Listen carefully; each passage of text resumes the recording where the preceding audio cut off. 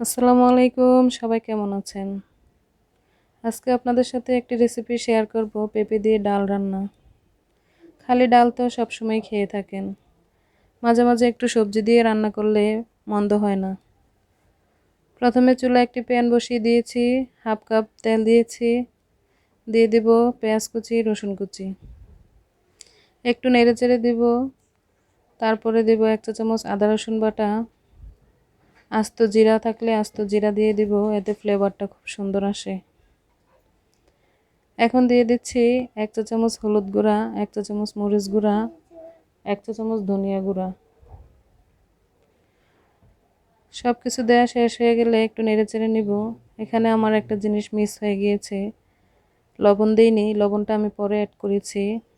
1.5 চা চামচ লবণ দিয়ে দেব। তারপরে কেটে ধুয়ে রাখা পেঁপে দিয়ে দিব।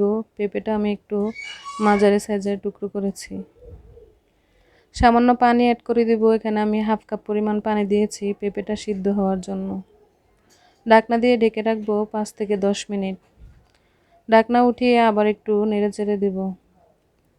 তারপরে আবার ঢাকনা দিয়ে যখন পেঁপে কষানো হয়ে যাবে, একটু নেড়েচেড়ে আমি এখানে অ্যাড করে দিব মসুরির ডাল।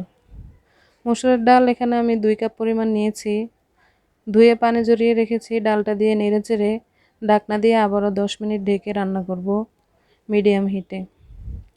10 মিনিট পর একটু নেড়েচেড়ে এখানে আমি গরম পানি অ্যাড করে দিব হাফ লিটার পরিমাণ। আবারও ঢাকনা দিয়ে 10 মিনিট রান্না করে ধনেপাতা দিয়ে 1 মিনিট অপেক্ষা করে উঠিয়ে নেব।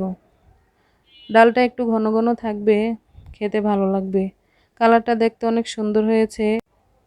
ভালো লাগলে লাইক, কমেন্ট, শেয়ার করবেন। ভালো থাকবেন, সুস্থ থাকবেন। আল্লাহ হাফেজ।